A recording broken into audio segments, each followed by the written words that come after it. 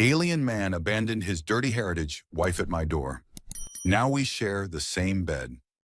The rain over Ravis docks didn't fall in a straight line. It came in bursts and swirls, pushed by crosswinds off the harbor, slamming into the narrow alleys between the stacked tenements. Rust streaked down the sides of corrugated walls. The sound of water hitting metal was constant, a dull roar that made even footsteps disappear. Micah Reeves sat at his drafting table in a dim second-floor apartment overlooking the water. The room smelled faintly of brine, lamp oil, and damp paper. It was lined with shelves full of rolled star charts, half-complete survey maps, and annotated trade route diagrams. He had been sketching coastlines for the past 3 hours, trying to finish a commission for the Navigation Guild before the week's end. The work was methodical and quiet, the kind of work that suited him. Micah was 36, a human cartographer and archivist who had lived on the fringes of Ravis for 6 years. He wasn't here by choice at first. A mapping contract had brought him, and the steady income had kept him. His work required precision and patience, and he preferred solitude to crowds. He was careful about who he spoke to, knowing that in this part of the docks, the wrong word could travel faster than the tide. The knocking started as a dull thud. At first he thought it was something shifting in the wind, a loose shutter or an unsecured crate. Then it came again, sharper, in an uneven rhythm, as if someone was leaning their weight on his door just to stay standing. He set his pen down and wiped his ink-stained fingers on a rag.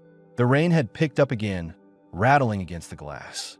A cold draft pushed under the doorframe even before he reached it. He slid the bolt back and pulled the door open. A gust of rain-soaked air hit him. Standing in the hallway outside, just under the dim, flickering street lamp across the alley, was a woman. Her skin was a deep violet shade, glistening with water. Her silver-white hair clung to her face and neck in tangled strands. She wore only a thin ceremonial wrap, deep purple fabric with faded silver embroidery, now ripped and plastered against her body by the rain. The hem was frayed and dragging. Her bare feet were cut, bruised, and reddened from the cold, leaving faint smears of diluted blood where she stood. Her hands were gripping a small satchel so tightly that her knuckles had gone pale. The satchel looked old, its straps worn smooth, but she held it like it was the only thing she had left. At the far end of the alley, a tall Zyrini man lingered in shadow, watching them. Even in the poor light, Micah could see the arrogance in his posture. Chin lifted, hands spread as if presenting something unwanted. When he spoke, it was in Zyrini, but the words carried enough meaning in their tone for Micah to understand. Take her, human. She is of dirty heritage. Not mine anymore. The man didn't wait for a reply. He turned and disappeared into the rain without looking back. His footsteps faded quickly, swallowed by the storm. Micah's eyes went back to the woman. She was standing very still, her breathing visible in the cold air. Her expression wasn't blank. It was contained. Fear was there, but locked down like she'd had years of practice in not showing it. The alley's light caught in her pale blue eyes, and for a moment, he saw the exhaustion behind them. She looked one bad minute away from collapsing. Micah knew exactly what had just happened. In Zyrini culture, being labeled dirty heritage meant being marked as impure, an outcast unworthy of family ties or clan protection. The insult wasn't just social. It was a public erasure of a person's worth. If her husband had brought her into the human quarter to abandon her, it meant he wanted her gone from Zyrini's sight entirely. A human neighbor wouldn't challenge it. The local authorities wouldn't care. Micah wasn't looking for complications. He kept to himself, did his work, and avoided entanglements in the politics of other species. Bringing her in would be noticed. It would be whispered about. But she wasn't going to last an hour in the open like this. Not in the cold, not in those clothes, not with bare feet on rain-slick cobblestone. He stepped back from a doorway. "Come in," he said. "Watch your step." For a moment, she didn't move. Her throat worked as if she wanted to speak, but nothing came. She finally stepped forward, careful and measured, avoiding the spots where the floorboards dipped. She moved with the controlled grace of someone trained to behave in formal spaces. Even now, soaked and shivering, Micah closed the door and slid the bolt back into place. The faint warmth in the room reached them both. The yellow light from the oil lamps softened the edges of the cluttered space. "Bathroom's through there," he said, nodding toward the short hall. "Towels on the hook behind the door. I'll find you something dry." Her eyes went briefly to the hall, then back to him. "If I stand there, will you watch me?" Her voice was calm, but there was an edge under it. Not flirtation, not suspicion, just the raw habit of asking. "No," Micah said simply. "You can lock it." She nodded once and walked to the bathroom, still holding the satchel. The lock clicked a moment later. Micah went to the small dresser against the far wall and pulled out a thick shirt and a pair of soft drawstring shorts. He set them on the chair outside the bathroom along with a folded blanket. From the kitchen, he filled the kettle and set it on the burner, watching the blue flame catch. His thoughts ran practical first, whether she'd eat, if she was hurt, if she'd even stay the night. But underneath was the quiet certainty that he'd already made his choice by letting her in. The bathroom door opened. Steam spilled out, carrying the clean scent of soap. She had changed into his shirt, the hem reaching mid-thigh, sleeves rolled twice to free her hands. The shorts were hidden under the fabric. Her hair hung damp and straight down her back. She'd tied the sash from her satchel around her waist in a neat knot, as if to keep some piece of herself intact. The satchel itself was on the floor beside her. Micah poured tea into a mug and set it on the table. "It's hot. Careful." She wrapped her fingers around it but didn't drink. "Nyria," she said finally. "Of the Velan House, formerly." "Micah Reeve," he said. "Cartographer. I draw maps. That's most of what I do." She glanced toward the drafting table, where a large star chart lay half-finished. Her gaze lingered on the inked lines. "You chart the drowned flats correctly. Most maps don't." "I've been there," he said. "They shift every season." She nodded once, then sat down at the table. He pushed a small plate of bread and quince paste toward her. She looked at it, but didn't reach for it. "You can stay here tonight," he said after a pause. "After that, we decide what's next. I don't barter meals for anything else. If someone told you humans work that way, they were wrong." She studied him for a long moment. "If I stay, people will talk." "They already do," he said. For the first time, something faint flickered in her expression. Not quite a smile, but a shift away from guardedness. Micah leaned back slightly, watching her take her first small bite of bread. She chewed slowly, as if testing whether her body would accept it. Her shoulders lowered a fraction, and some of the tightness in her posture eased. He didn't know yet why she had been brought here, why her husband had chosen his door, or what it would mean to let her stay. But the decision wasn't about convenience anymore.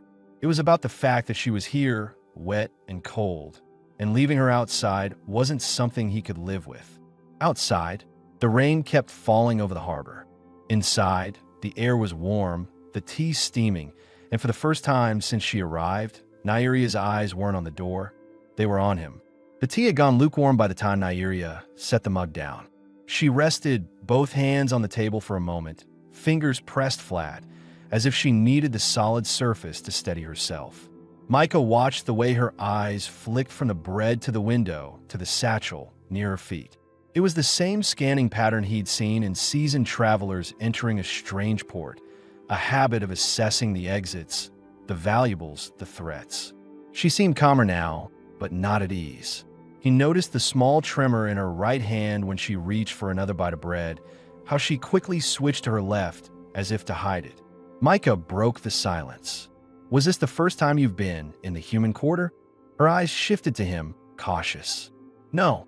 I came here once, years ago, with my husband's family. They kept me in the carriage. We stopped for supplies. I was told not to speak to anyone." "Why my door?" he asked, finally giving voice to the question hanging since she arrived. She hesitated. "Because it's at the end of the lane. Because the lights were on. Because he wanted someone to see." She looked down, running her thumb over the rim of the mug. "He didn't pick you for a reason. You were just close enough." "That answered part of it, but not all." "And the satchel? What's in it?" Nyria's hand tightened around the strap on the floor. "One item. My mother's. It's all I have left from her. It's worth nothing to sell, but worth everything to keep." She gave him a look that warned against asking to see it again tonight. He didn't press. Instead, he stood and took her empty mug to the counter. The sound of the rain outside had softened, shifting to a steadier rhythm against the windows. When he returned, she was watching him in a way she hadn't before, not measuring him as a potential threat, but trying to decide what he wanted from her. "You live alone?" "Yes." He paused. "I work alone too. That's unusual. Humans often live in groups here. Easier to manage costs." "I prefer quiet," Micah said. Her expression shifted, but she didn't challenge it. "I had quiet once, before the marriage." She didn't elaborate, and he let the silence stretch rather than demand details. After a while, she glanced toward the small hallway again. "May I sleep now?" "You can take the bed," Micah said. "I'll use the chair by the window." She rose slowly, the shirt he'd given her falling against her legs, the sash tied neatly at her waist. She picked up the satchel and carried it with her into the bedroom. The door didn't close all the way, and Micah noticed she left it that way deliberately, a signal that she wanted a barrier, but not isolation. He settled into the long chair. The harbor's dim lights cast shifting patterns across the ceiling. His mind kept returning to her words. He wanted someone to see. It was cruel in its calculation, leaving her here not out of care, but to make her humiliation public to a stranger. An hour passed. The apartment was quiet except for the rain and the occasional groan of the wind against the shutters. Then the soft scrape of the bedroom door moving caught his attention. Nyria stepped out, the satchel still in her hand. She approached the drafting table, unfastened the flap, and removed the small pendant she had shown him earlier. She placed it on the table without a word. Micah stood, moving closer.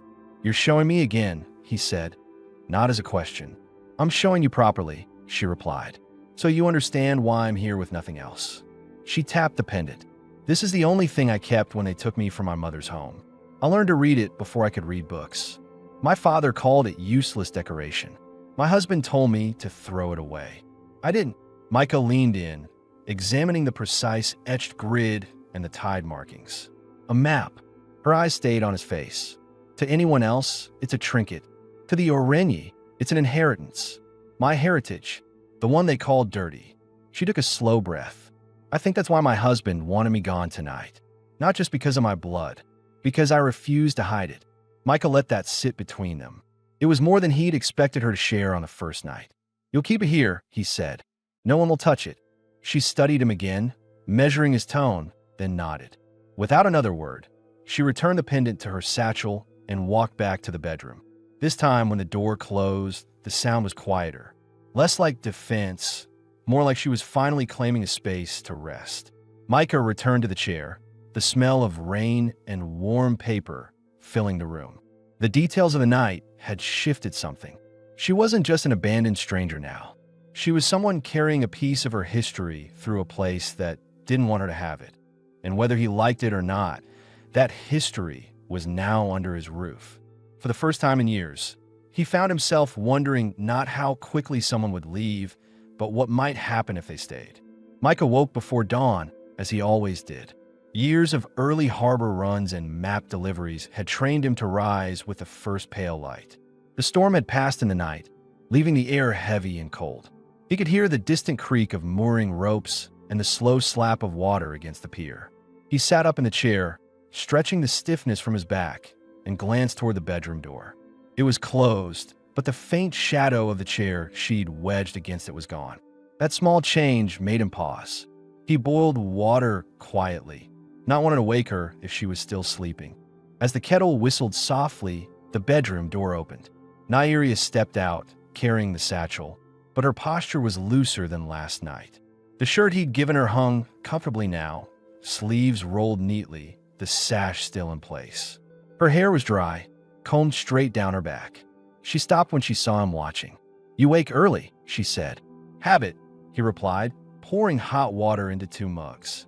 "Tea," she nodded and came closer. Her bare feet made no sound on the wooden floor.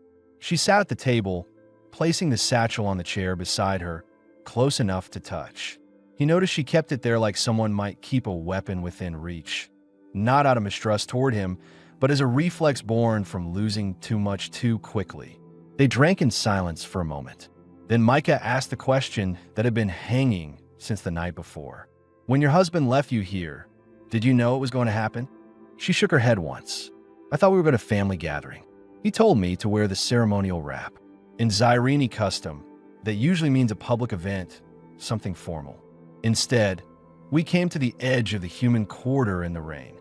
I didn't understand until he knocked on your door and stepped away. Micah could hear the controlled tone in her voice, the way she kept it steady as if recounting a simple transaction instead of a betrayal. And no one in your family tried to stop him? Her mouth tightened. They don't stop what they agree with. That answered more than she probably realized. It also made Micah think about the quiet danger of her situation, not in the form of men chasing her, but in the absence of anyone who might care if she vanished completely. She broke the silence with a sudden, almost practical question. Will anyone come here looking for me? Micah shook his head. Not in any official way. Humans don't interfere in Zyrene family matters. And if your husband left you here, it's because he wants the problem to disappear, not be retrieved. Nyria absorbed that, her fingers curling slightly around the mug. Then I can stay a little while. She didn't say it like a request, more like a tentative test to see if he would object. He didn't. Instead, he stood and went to the drafting table. If you're going to be here for more than a night, you might as well be comfortable. I'm working on a tidal map, dangerous shallows near the southern docks. If you really learn to read the water like you said, maybe you can help me mark the changes. Her eyes lifted, caught between surprise and calculation. You'd trust me with your work? You said it yourself. Most maps are wrong, Micah said. I'd like mine to be right. She hesitated, then rose and walked over, still keeping her satchel close. She leaned over the map, pointing to a series of faint curves near the harbor mouth. These shoals move east after heavy storms. Your lines are from before last season. The depth markers here, she tapped lightly, will strand a ship if they follow them now. Micah studied the area she indicated. She was correct, and more precise than he expected. He reached for a pen and made notes while she spoke, occasionally glancing at her face. There was a focus there now, a piece of the person she might have been before last night's humiliation. As the morning light strengthened through the window, he realized how much quieter her body had become. The constant scanning of the room had lessened. She was looking at the map, not the door. When they finished, Micah rolled the chart carefully. You're good at this, he said. My mother taught me before I married, she replied. She said it would be useful one day. I didn't believe her. She paused, eyes flicking briefly to the satchel. Now I know why she insisted. Micah didn't ask about her mother's fate. The way Nyria looked at the pendant the night before had already told him enough. By midday, he decided they should restock on food. The market's only 3 streets over, he said. I need to get bread and lamp oil. You can come with me if you want. Her reaction was careful. The market is open. People will see us. They'll see 2 people buying supplies, he said evenly. You can choose to walk beside me or behind me, whatever makes you feel safe. After a moment, she nodded. I'll go, but I don't walk behind anyone anymore. They left together, the damp air outside carrying the smell of salt and yesterday's rain. Micah noticed she kept her head level as they passed others in the street. Not challenging, but not hiding either. It was a small defiance, but it felt deliberate. As they approached the market square, Nyria slowed. Across the stalls, a pair of Zyrene women were standing by a produce vendor, their eyes fixed on her. They didn't speak, but the faint, disdainful lift of their chins was unmistakable. Nyria's steps faltered. Micah caught the hesitation and spoke quietly. Do you want to turn back? No, she said, voice low but firm. If I turn away now, they'll think I agree with them. They moved through the market, choosing bread, tea, and a bundle of dried herbs. The stares followed them, but no one spoke. By the time they left, Nyria's grip on the satchel strap had eased. Back at the apartment, she set the supplies on the counter and exhaled slowly. I expected worse. They'll talk about it later, Micah said, but they won't act. That's how this place works. Nyria looked at him for a long moment, as if weighing whether to believe him. Then she began arranging the bread and herbs in the cupboard, like she intended to stay for more than one night. Micah didn't comment, but in his mind, the decision was already made. She wasn't leaving yet.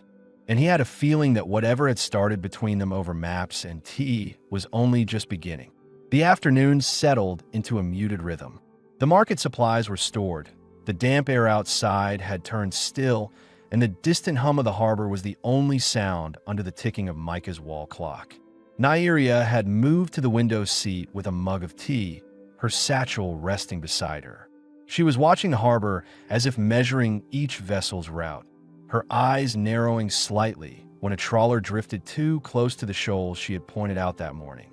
Micah stayed at the drafting table, adding her corrections to the title charts. But his mind wasn't entirely on the lines. He kept replaying her reaction in the market, the way she refused to walk behind him, the way she stared back at those Irene women without speaking. It told him more about her than any answer she'd given so far. He decided to ask a question that had been sitting at the edge of his thoughts since the night she arrived. Nyria, you said you wore that ceremonial wrap because your husband told you to. Why do you think he chose that moment to leave you here? She didn't look away from the harbor at first. Because in Zyrene tradition, the wrap is worn at moments of importance. Weddings, clan gatherings, the birth of a child. It signals that the wearer is part of a public event. Leaving me in it made the rejection louder. Anyone who saw would understand I was being cast out from that life. Micah let that sink in. It wasn't just abandonment. It was a calculated humiliation. And you didn't fight him? Her gaze finally shifted to him. If I fought, he would have dragged me there himself. At least this way I walked. The answer was flat, but there was a hard line in her voice. He recognized it. The tone of someone who had learned that survival sometimes meant surrendering the appearance of control while keeping the real choices hidden. Later, as the sun dipped and the sky took on the gray blue of approaching night, Micah lit the lamps and started preparing a simple meal. Bread warmed on the pan, dried fish, and a pot of thick vegetable stew.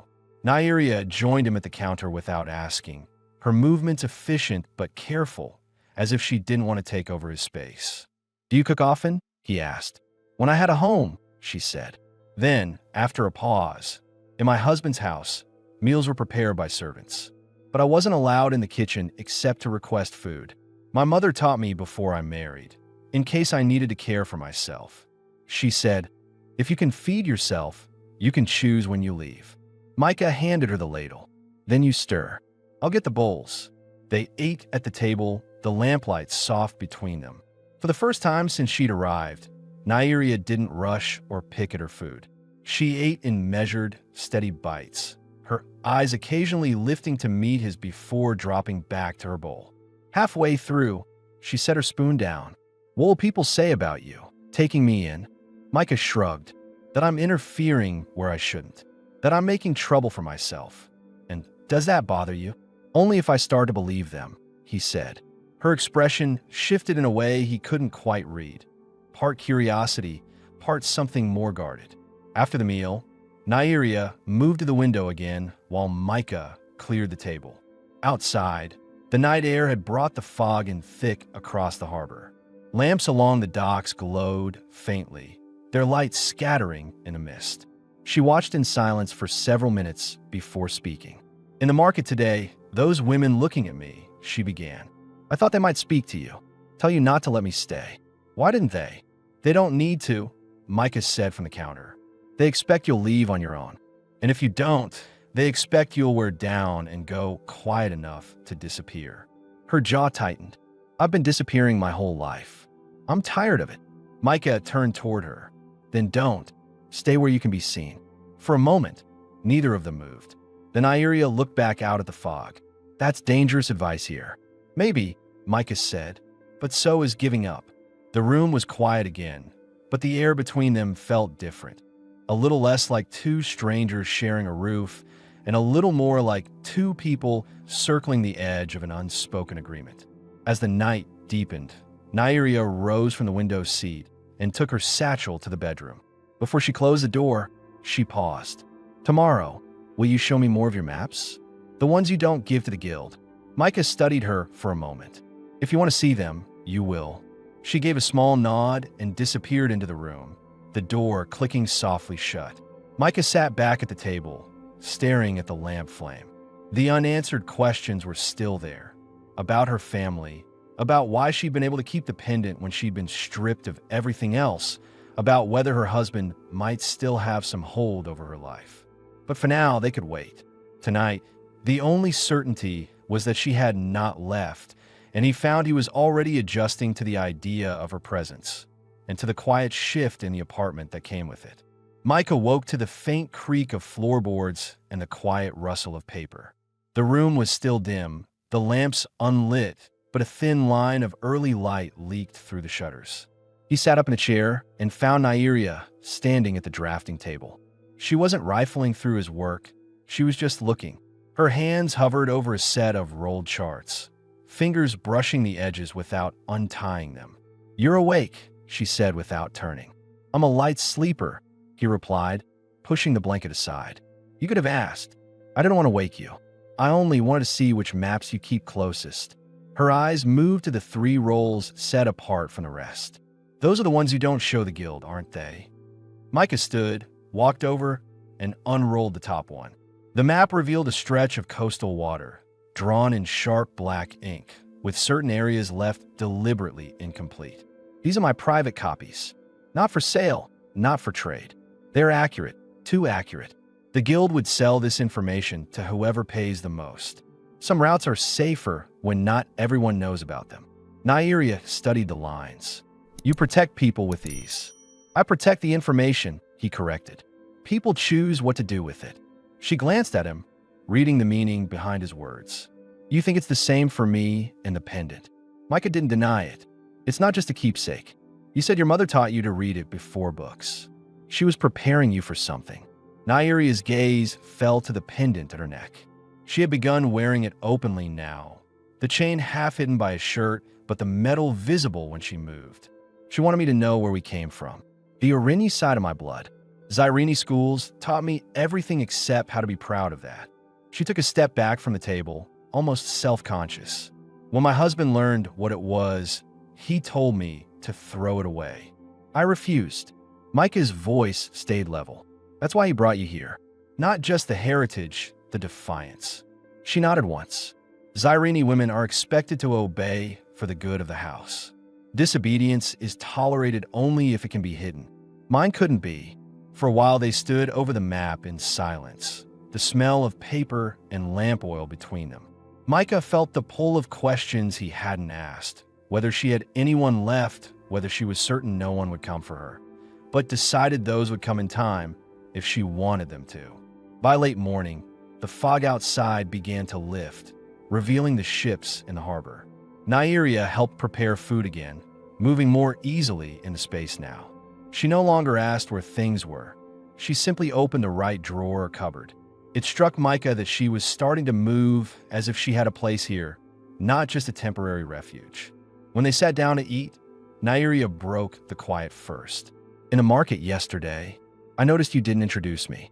Was that to protect me or to protect yourself?" Micah met her gaze evenly. "Both. People in this quarter like their own stories.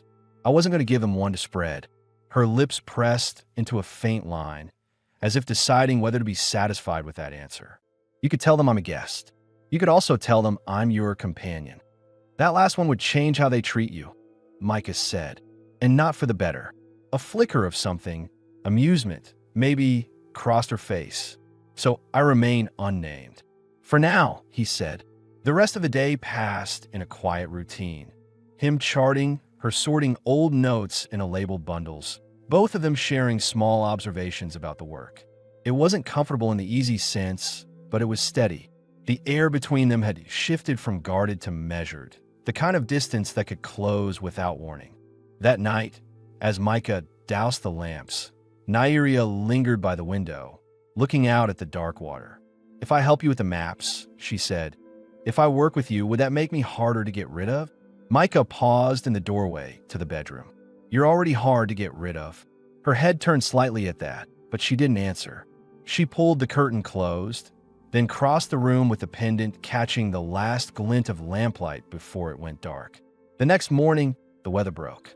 Sunlight spilled across the harbor, throwing sharp reflections off the water and making the rusted edges of the docks look almost polished. It was the first clear day in over a week, and the streets came alive earlier than usual. Carts creaked over the cobblestones, vendors shouted prices for their fresh stock, and the smell of frying bread drifted through the open shutters. Micah was sorting through a stack of weathered charts when Nyria stepped out of the bedroom. She was still wearing a shirt, but today she had tied the sash more loosely, letting it fall against her hip instead of cinching her waist tightly. Her hair was combed back, drying in the sunlight that fell across the table. The pendant rested openly at her collarbone. "Where are you going?" Micah asked, noticing the satchel in her hand. "The market again," she said. "I want to choose my own food this time." "You'll draw attention," he warned. "I'm already a subject for whispers," she replied without hesitation. "The only choice I have is whether to be seen buying my own bread or hiding while you buy it for me." Micah thought about that for a moment. She wasn't wrong. "I'll come with you," he said finally. The walk to the market was busier than their last visit. Sunlight revealed more faces, and more eyes followed them as they moved between stalls. The human merchants greeted Micah with nods, their glances toward Nyria lingering just long enough to register curiosity without politeness. The Zyrene sellers said nothing at all, their expressions a mix of indifference and quiet judgment. At one vegetable stall, the vendor, an older human woman with a lined face and sharp eyes, looked from Micah to Nyria and back again. "New help?" she asked.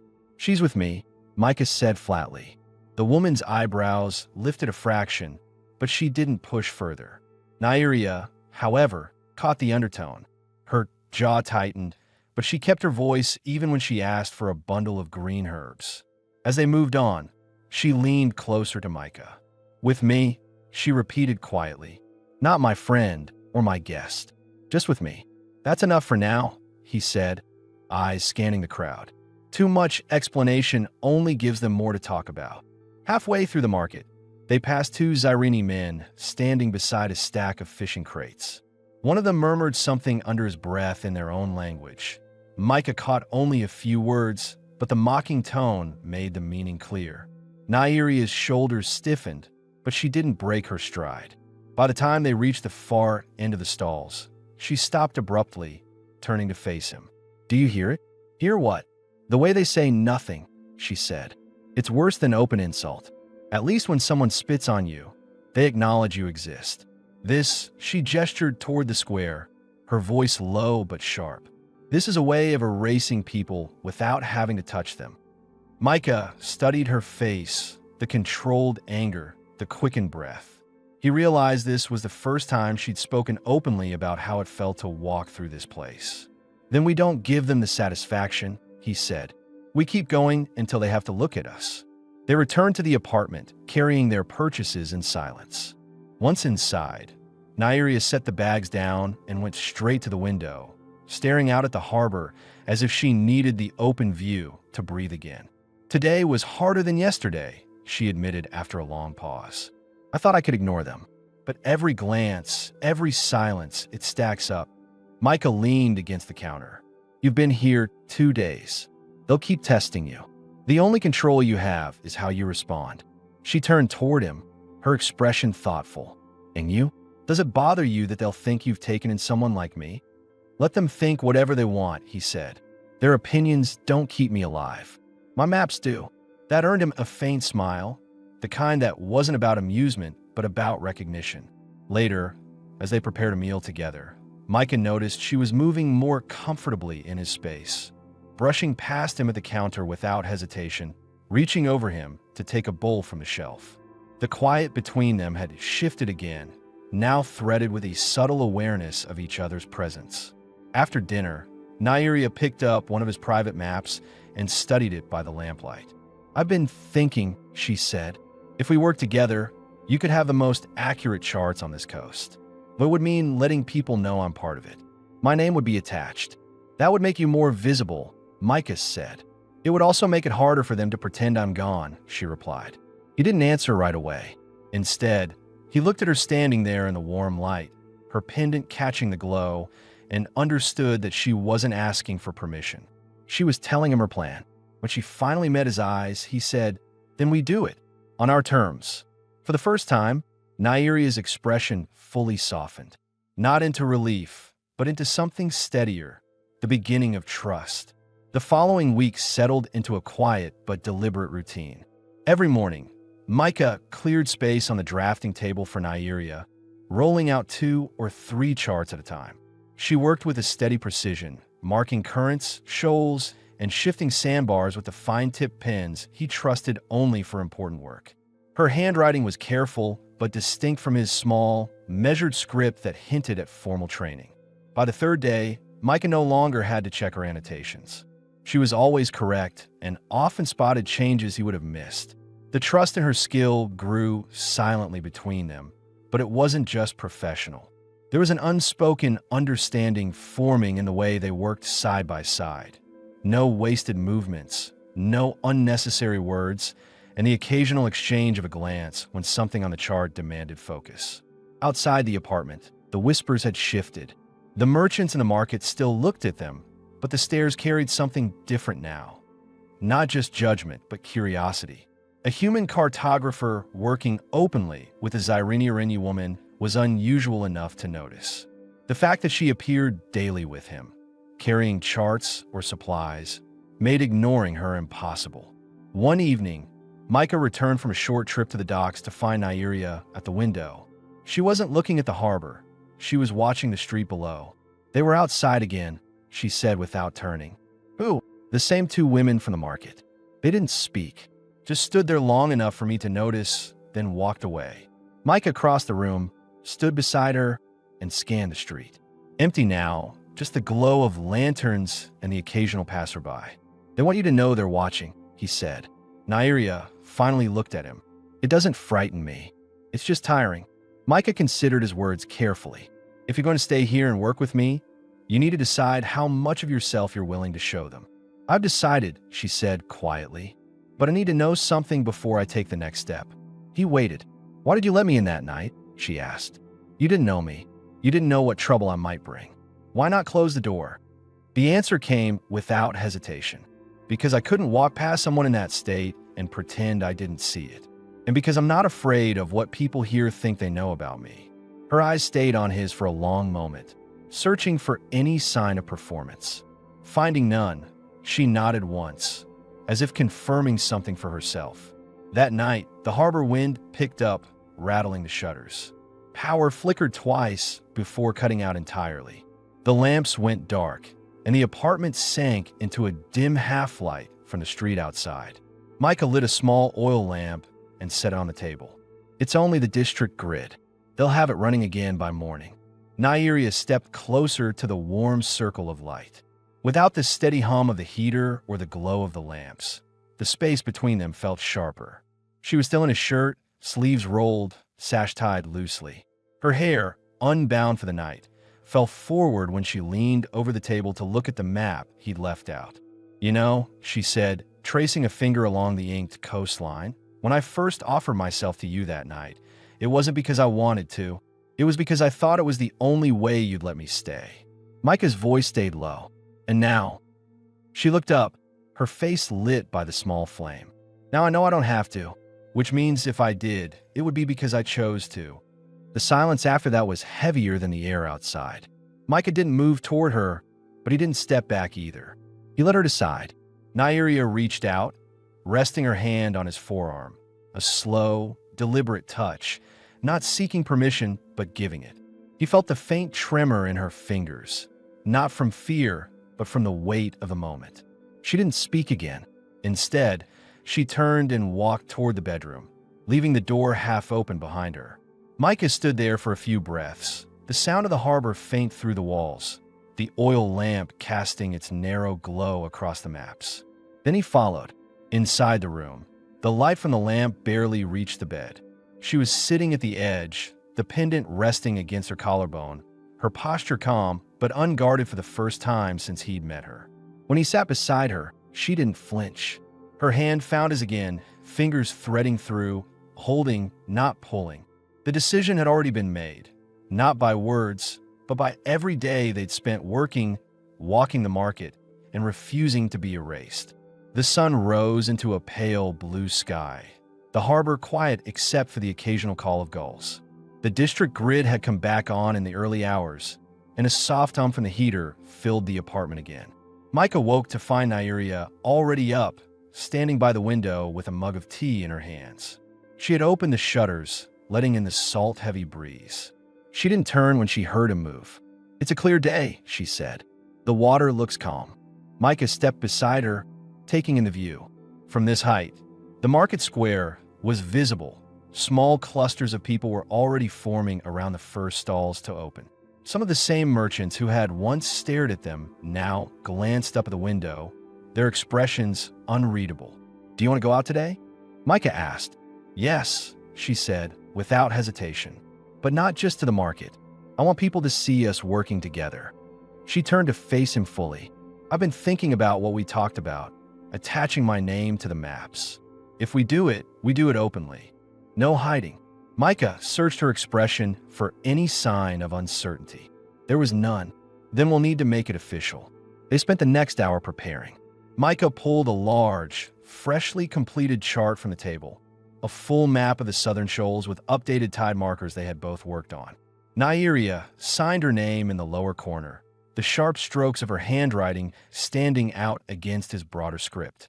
Seeing both names together shifted something in the air. It was more than a map now. It was a declaration. Carrying the chart between them, they left for the guild hall in the central district. The walk drew more stares than usual. Some people paused their conversations, following them with their eyes until they turned the next corner.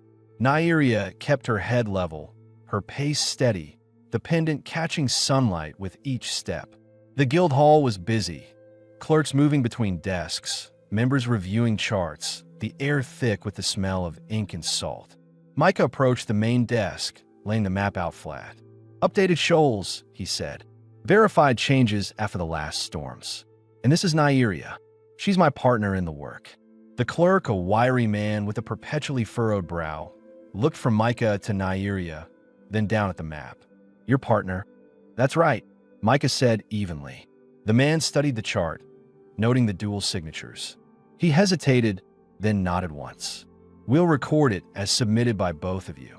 Nyria said nothing during the exchange, but when they stepped outside, her hand brushed Micah's arm in a quiet acknowledgement.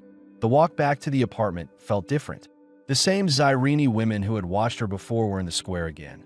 But this time, their eyes lingered longer, not with the sharp edge of dismissal, but with the weight of recognition. No words were exchanged, and that was enough. That evening, they sat by the open window with the harbor lights reflecting off the water. The air between them was no longer tentative. Nyria rested her satchel on the table, opened it, and took out the pendant. Without ceremony, she placed it in Micah's hand. "It's still mine," she said, "but I want you to know it's safe here. With you." He closed his fingers around it, feeling the cool weight of the metal, the precise etchings of the hidden map. "Then it stays here." She smiled, small, steady, real. It wasn't the guarded half-smile she'd worn in the market, nor the fleeting one from their first night. This one stayed. Later, when the lamps were dimmed and the sound of the tide filled the quiet, Nyria moved closer to him without hesitation, leaning into the space that had once been a careful distance. Her hand found his, not as a transaction, not as repayment, but as choice. They didn't speak much after that. They didn't need to. In the days that followed, the market still whispered, the guilds still weighed their work, and the harbor still shifted with the tide. But the difference was clear. Nyria was no longer an unnamed woman standing in someone else's doorway. She was here, present, working, her name written into the maps that would outlast the gossip. Micah knew the stares wouldn't stop, but he also knew they no longer mattered. By the end of the week, the apartment felt less like his and more like theirs. A place marked by 2 mugs on the table, 2 sets of notes on the drafting desk, and the quiet certainty that the choice they'd made that night in the half-light was one neither of them would undo. And in the soft lamplight, with the harbor wind curling through the open window, they both knew. The whispers outside had finally lost their power. Several weeks had passed since Nyeria's name had been inked beside Micah's on the guild's ledgers. Life had fallen into a rhythm that neither of them had dared to imagine on that first night. A rhythm shaped by shared work, quiet mornings, and the knowledge that neither of them was living in someone else's shadow anymore. The market had grown, used to seeing them together. Some still looked too long, some still whispered, but others nodded in acknowledgement. The guild had accepted 3 more maps under both their names, each one carrying the blend of Micah's precision and Nyeria's instinct for water. Even the clerks who once looked at her with polite disinterest now asked for her confirmation on title changes. It was a clear day, the kind where the air felt washed clean and the harbor smelled of salt and sun-warmed wood. Micah had finished his morning work early, and Nyeria had returned from the market with fresh bread and a bundle of dried fruit. They ate by the open window, their chairs pulled close together, the sun spilling across the table. "You remember," Nyeria said, tearing a piece of bread, "the night I stood here and asked if you'd keep me for more than one night?" "I do," Micah said. "I thought you'd send me away within the week. I was ready for it." She gave a small, wry smile. "Now I can't imagine this apartment without my maps on your table." "There are maps," Micah corrected. Her smile deepened, and for a moment they sat in comfortable silence, the kind that needed no filling. By late afternoon, the harbor had quieted. Most of the ships were out, and the streets below had thinned. The apartment felt insulated from the rest of the district, their own small place, the air still warm from the sun. Nyeria was standing by the table, sorting a stack of old notes when Micah came up behind her. He didn't say anything, just rested a hand lightly at her waist. She didn't flinch, not even a flicker of hesitation. Instead, she set the papers down, turned in his arms, and looked at him in a way that said the choice was hers and hers alone. The days of distance, of waiting to see if the other would close the gap, were gone. They had built something steady enough to stand on, and now, the closeness between them didn't carry the weight of fear or obligation. Micah kissed her first, slow, deliberate, giving her the space to stop him if she wished. She didn't. Her hands came up to his shoulders, fingers curling into the fabric of his shirt. The kiss deepened gradually, the kind that was less about urgency and more about confirmation, of trust, of wanting, of everything they hadn't rushed before. When they finally parted, she didn't step away. "Close the shutters," she said softly. He did, the lamplight filling the room in place of the sun. The rest of the world, the harbor, the street, the market, stayed outside. Inside, there was only the two of them, moving together without the hesitation of strangers or the guardedness of people expecting to be hurt. Every gesture felt deliberate. The way her fingers traced the line of his jaw, the way his hands slid to the small of her back, pulling her closer, the way she leaned into him as if she had finally stopped bracing for rejection.